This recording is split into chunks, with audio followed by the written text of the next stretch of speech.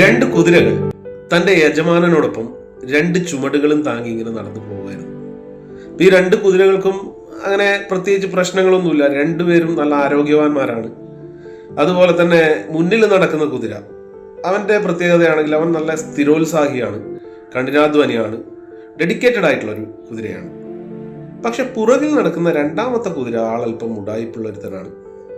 മാത്രമല്ല അവനിങ്ങനെ തീരെ വയ്യ, അയ്യോ ഒന്നും കഴിയുന്നില്ലയോ എന്ന് പറഞ്ഞിട്ടുള്ള രീതിയിലാണ് നടക്കുന്നത്. അപ്പോൾ മുതലാളി ഇതൊക്കെ നോക്കി, യജമാനൻ നോക്കിയിട്ട് ഈ തീരെ വയ്യാതെ നടക്കുന്ന ഈ കുതിരയുടെ പുറത്തുള്ള ഭാരം അതെടുത്ത് ഒന്നാമത്തെ സ്ഥിരോത്സാഹിയായിട്ട് അധ്വാനിച്ച് നടക്കുന്ന ആ കുതിരയുടെ ചുമലിൽ വെച്ച് നടക്കാൻ തുടങ്ങി.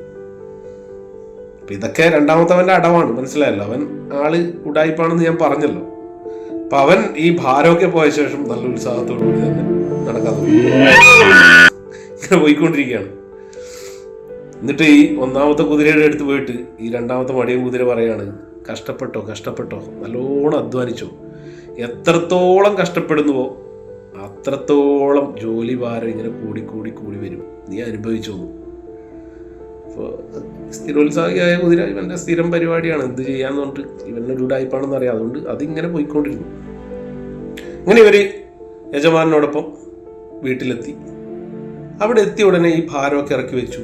യജമാനൻ ഇറക്കി വെച്ച് യജമാനൻ തൻ്റെ ജോലിക്കാരനെ വിളിച്ചിട്ട് പറഞ്ഞു, ഒരു കാര്യം ചെയ്യും, ഇവന് നല്ലോണം ഭക്ഷണം കൊടുക്കുക, മറ്റവന് ഇനിയൊന്നും കൊടുക്കണ്ട.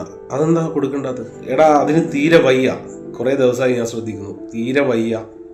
ഇനി അവനെ ഇങ്ങനെ തീറ്റിപ്പോറ്റിയിട്ട് നമുക്ക് നഷ്ടമല്ലാതെ ലാഭമൊന്നുമില്ല. ഇനി ഇതിനെ വിറ്റാലും ആരും എടുക്കാനും പോകുന്നില്ല. അതുകൊണ്ടൊരു കാര്യം ചെയ്യും, ഇതിനെ ഇന്ന് തന്നെ കൊന്നു കളഞ്ഞ് എവിടെയെങ്കിലും കുഴിച്ചു മൂടിയേക്ക്, അത്രയും ലാഭമാവല്ലോ. ഇന്ന് ഇവന് നല്ല ഭക്ഷണം കൊടുക്കുന്നു. നമ്മളിപ്പോൾ ഒരു സ്ഥലത്ത് ജോലി ചെയ്യുമ്പോൾ ആ കൂട്ടത്തിൽ ഏറ്റവും മികച്ച ഒരാളാണ് നമ്മളെന്ന് തെളിയിക്കേണ്ട ആവശ്യമോ അല്ലെങ്കിൽ നമുക്ക് എന്തെങ്കിലും പ്രത്യേകതരമായിട്ടുള്ള കഴിവുണ്ട് എന്ന് ബോധ്യപ്പെടുത്തേണ്ട ആവശ്യമൊന്നുമില്ല.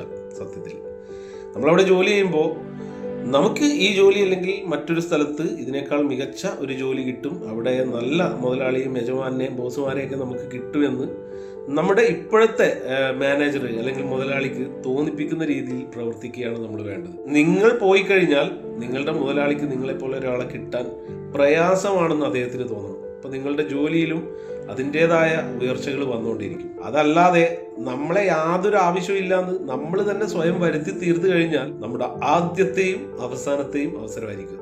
നമ്മൾ നേരത്തെ പറഞ്ഞ ആ രണ്ടാമത്തെ കുതിരയുടെ ഗതി തന്നെയായിരിക്കും നമ്മുടെ പ്രവർത്തന മണ്ഡലത്തിലും നമുക്ക് വരാൻ പോകുന്നത്. കഥ ഇഷ്ടപ്പെട്ടു എന്ന് വിചാരിക്കുന്നു. അടുത്ത വീഡിയോയിൽ കാണാം. Bye, take care.